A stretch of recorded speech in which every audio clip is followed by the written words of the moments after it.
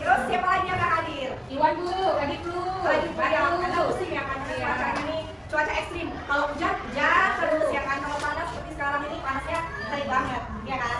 Oke, coba sebelum kita mulai pembelajaran kita hari ini kita SD dulu ya. Coba tepuk semangat. Semangat. Oke, ada semangat semuanya hari ini. Oke, are you ready for my class? Yes, I am. Yes, we are. Oke, ulang ya. Kalau ibu bilang are you ready for my class? Yes, I am. Yes, we are. Oke, are you ready for my class? Yes, I am. Yes, we are. Are you ready for my class? Yes, I am. Yes, we are. Let's be quiet. Jadi udah siap ya untuk menerima pelajaran hari ini ya? Siap? Oke, siap. Alhamdulillah. Masih ingat nggak minggu lalu kita belajar tentang apa? Tentang KA. Apa itu KA? Masih ada yang ingat? Kecerdasan buatan, ya, kemampuan teknologi, ya, yang berpikirnya secara seperti manusia. Oke, masih ingat nggak contoh KA itu apa? Aplikasi KA. Mapku, Google Map, terus apa lagi? Apa lagi? Google Translate, Google Translate, terus YouTube, dan masih banyak lagi lainnya. Dan hari ini kita akan masuk ke materi baru, yaitu tentang pemanfaatan kecerdasan artificial. Ya, nah, jadi pemanfaatan kecerdasan artificial itu dia ada tantangannya, ya, tantangan di dalam pemanfaatan kecerdasan artificial. Namun sebelum kita masuk ke materi, ibu punya kesepakatan kelas. Yang pertama, ketika ibu menjelaskan, kalian harus tertib dan mendengarkan penjelasan guru. Yang kedua, tidak boleh membuat keributan atau kegaduhan selama pembelajaran berlangsung. Yang ketiga, apabila kalian ingin bertanya, silakan mengangkat tangan. Bisa kita sepakati? Bisa. Oke, ya. Siapa yang pernah menyuruh asisten suara di HP, tapi AI salah mengerti? Ayo, atau melihat gambar Anda yang ternyata dibuat AI? Ayo, siapa yang pernah? Misalnya kalian mau menerjemahkan kalimat tapi hasilnya nggak sesuai sama yang kalian inginkan, atau kalian mengedit gambar namun tidak sesuai sama yang kalian harapkan. Oke, benar? Benar. Nah, itu adalah salah satu contoh tantangan AI atau kecerdasan artificial. Jadi, tujuan pembelajaran kita hari ini adalah mengidentifikasi berbagai tantangan dalam pemanfaatan KA. Yang kedua, menganalisis studi kasus untuk membedakan tantangan sosial, etika, dan teknis dalam penggunaan KA. Kemudian, rencana pembelajaran kita hari ini, nanti kita akan berdiskusi kelompok, ya. Ibu akan bagikan kalian satu kasus, kemudian kalian analisis. Itu termasuk tantangan sosial, tantangan teknis, atau tantangan etika. Jadi hari ini kita akan belajar menjadi detektif. Siap? Ya. Siap. Oke. Nah, sebelum kita masuk ke materi, ibu punya video nih tentang tantangan dalam pemanfaatan. Jadi kami bahwa seorang wanita membagikan video saat video call yang menyamar jadi yang syukurnya sang wanita ini tahu kalau itu adalah AI. Jadi ceritanya begini, untuk kalian yang mau makan tahan dulu, untuk kalian yang mau main game jangan dulu main game bang, jangan dulu bang, dengarkan kata saya. Nanti saya menangis nih bang, berlinang air mata saya bang warga. Makanya jangan dulu main game karena belajar itu penting untuk masa depan. Jadi begini cerita lengkapnya. Wanita ini bagikan pengalaman saat dirinya mendapat video call dari orang tak dikenal yang menyamar jadi Raffi Ahmad. Ini ingin mengecoh sang wanita tersebut. Dia bilang kalau sang wanita tersebut dapat hadiah dari Rens Entertainment. Jelas kalau ada video call seperti ini kelihatan kalau dia pakai AI. Abang tengok sendiri lah, kaku macam itu. Fenomena ini kembali mengingatkan kita akan maraknya modus penyalahgunaan identitas di internet yang bisa menyerumuskan banyak orang bila tidak hati-hati. Dan ini menjadi pengingat agar masyarakat lebih waspada terhadap berbagai bentuk penyalahgunaan identitas online. Jadi begini bang, sekarang kita mesti berhati-hati. Apalagi modus kejahatan itu bermacam-macam. Sekarang ada namanya impersonasi atau peniruan identitas. Ini adalah tindakan di mana seseorang membuat akun palsu dengan menggunakan nama, foto, dan informasi orang lain, biasanya publik figur atau orang yang dipercaya, untuk mengecoh korbannya. Tujuannya adalah membangun kepercayaan palsu. Sekarang ada juga namanya deepfake real time. Teknologi yang lebih canggih memungkinkan pelaku menampilkan wajah sang selebriti atau orang yang tidak kenal secara real time di video call, sehingga bisa menirukan gerakan bibir dan ekspresi tertentu. Dan ada juga voice changer real time, yang dimana pelaku juga bisa meniru suara secara real time di video call juga. Jadi akibat adanya deepfake dan voice changer real time ini, orang-orang bisa meniru artis, bisa meniru keluarga terdekat kita. Teman bapak saya Oke, setelah melihat video tadi, ini termasuk video apa? Video hoax. Palsu tuh. Iya, video deepfake, palsu, hoax. Dia tidak benar. Ini adalah video yang dibuat dari hasil AI. Nah, ini merupakan tantangan dalam pemanfaatan kecerdasan artificial. Nanti kita analisis ya, video ini dia termasuk tantangan teknis, etika, atau sosial. Oke, kita lanjut ke pembahasan kita.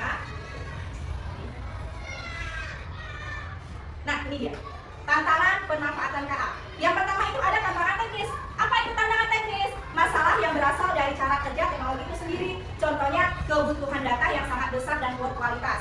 Kurangnya ahli untuk mengembangkan AI yang adil tentunya melindungi data dari peretasan. Jadi contoh dari tantangan teknis ini misalnya kita ingin membuat mengedit foto, ya, membuat foto kita menjadi lebih cantik, ya kan? Atau membuat foto kita itu berada di suatu tempat yang bagus. Nah, namun informasi yang kita buat atau form yang kita buat itu tidak lengkap, maka dia hasilnya tidak sempurna. Kemudian yang kedua itu adalah tantangan etika, masalah yang berkaitan dengan benar dan salah, keadilan serta hak individu.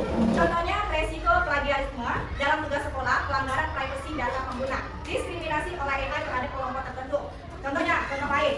Nah, untuk contohnya ya, untuk memperingati Hari Guru, siswa itu ada perlombaan membuat puisi. Namun kita umpamakan siapa ya? Siska itu dia membuat puisinya dengan perintah AI, misalnya dari ChatGPT atau Gemini, gitu. Itu termasuk tantangan etika. Kenapa? Karena itu termasuk plagiarisme. Dia tidak membuat dari hasil dia sendiri, tapi hasil AI. Nah, kalau itu siapa yang dirugikan? Dirinya sendiri, dia nggak pandai buat puisi, ya kan? Kemudian guru itu nggak tahu itu hasil dari dia atau hasil AI. Gitu. Kemudian ada tantangan sosial, masalah yang berdampak pada masyarakat luas. Contohnya ketimpangan akses teknologi, penyebaran hoax, misinformasi yang meresahkan, kurangnya edukasi pada masyarakat. Nah, seperti contoh video yang tadi, itu dia termasuk tantangan sosial. Karena apa? Ada yang tahu? Karena dia menyebarkan berita hoax. Ada yang bisa kasih contoh lagi nggak selain itu? Lagi ayo, lagi. Pernah nggak kalian atau orang tua kalian dapat SMS dapat uang 100 juta? Pernah nggak? Atau dapat telepon? Nah, iya, itu adalah termasuk berita hoax, ya kan? Misinformation. Nah, ini dia. Di balik tantangan tersebut ada strategi penanganan tantangan pemanfaatan KA. Yang pertama, regulasi dan kebijakan aturan penggunaan KA atau AI. Kemudian pendidikan dan pelatihan literasi digital supaya bijak dan bertanggung jawab dalam menggunakan AI. Ketiga, pengawasan orang tua terhadap anak. Itu adalah strategi penanganannya. Kemudian, etika penggunaan kecerdasan artifisial. Nah, jadi kita menggunakan KA itu kita harus punya etika, ya. Yang pertama apa? Transparansi dan kejujuran. Yang kedua apa? Tanggung jawab. Yang ketiga apa?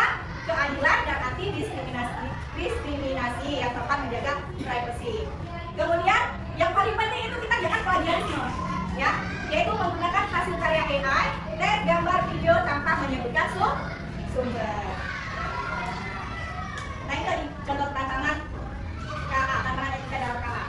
Hoax dan miskonsepsi, menyebarkan informasi palsu dari rekayasa AI, misalnya di web tadi ya, seperti contoh video tadi. Kemudian diskriminasi bahasa atau aksen, asisten suara yang tidak memahami aksen tertentu bisa menjadi bentuk diskriminasi teknologi. Kemudian pelanggaran privasi, aplikasi AI yang merekam atau mengumpulkan data. Nah, prinsip penggunaan agar penggunaan AI itu aman dan etis. Yang pertama itu minta orang tua atau guru gunakan fitur minta izin orang tua atau guru gunakan fitur kontrol orang tua untuk anak. Kemudian jika kalian menggunakan KA, jangan pernah kalian bagikan data pribadi kalian. Kemudian dorong sikap kritis dan refleksi terhadap hasil dari teknologi AI. Gunakan AI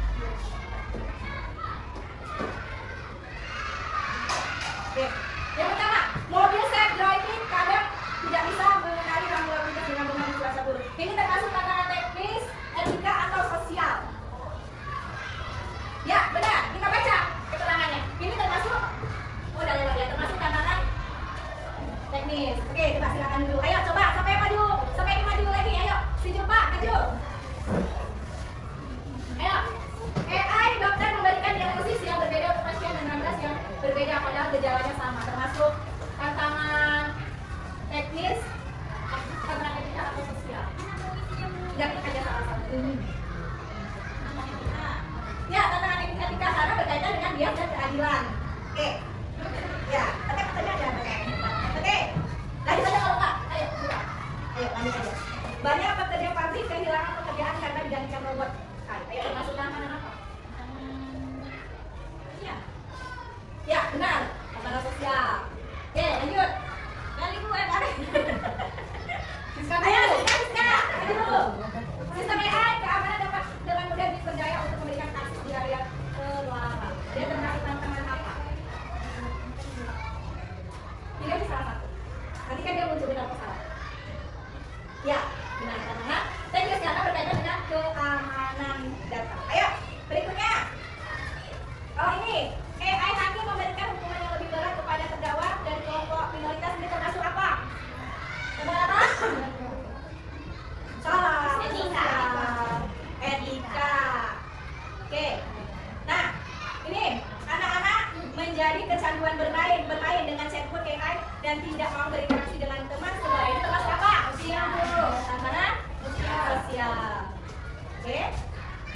Nah, ini mana yang termasuk AI? Ayo siapa yang bisa apa? Mengerjakan? ChatGPT dulu. Face ID termasuk apa? Face ID termasuk apa? Kecerdasan AI atau bukan AI? AI. Oke, benar. ChatGPT? Ya. Asisten sini? Google Translate? Ya. Radio BF? Lampu LED? Jam tangan? Dulu ya. Kalkulator? Oke. Nah, periksa jawaban. Oke, jadi itu tadi ya. Games tentang tantangan KA. Oke, jadi ibu akan membagikan kelompok ya. Kelompok kalian akan mengidentifikasi itu termasuk tantangan KA sosial atau teknis. Coba masing-masing kelompok maju ke depan. Ambil ini kartu kasusnya. Ada 4 kartu kasus. Ayo mana yang kalian pilih? Ini. Ayo kelompok 2 maju ke depan. Ada kartu kasusnya. Mau kasus nomor berapa? Oke, coba kalian diskusikan bersama kelompokmu ya. Oke, sudah selesai? Sudah, ayo maju dulu dari kelompok 1. Kita presentasikan hasil diskusimu. Pak itu aktif kan? Ya. Ya. Ada satu tantangan etika gagas menggunakan cerita yang dibuat oleh ide dan mengakuinya sebagai karangannya sendiri untuk tugas sekolah. Ini adalah tindakan plagiarisme atau membuat. Yang kedua, jenis tantangannya yaitu tantangan etika karena ini berkaitan dengan kejujuran akademik. Yang ketiga, pihak yang dirugikan Bagas sendiri, guru dan teman sekelas. Dampak buruknya kalau dibiarkan Bagas berbuat tidak jujur dan malas berusaha. Jumlah solusinya seharusnya Bagas menggunakan AI hanya sebagai inspirasi atau ide bukan menyalip seluruhnya. Guru memberikan tugas yang lebih spesifik, sekolah membuat aturan yang jelas tentang penggunaan AI dalam mengerjakan tugas. Oke, tepuk tangan untuk kelompok 1.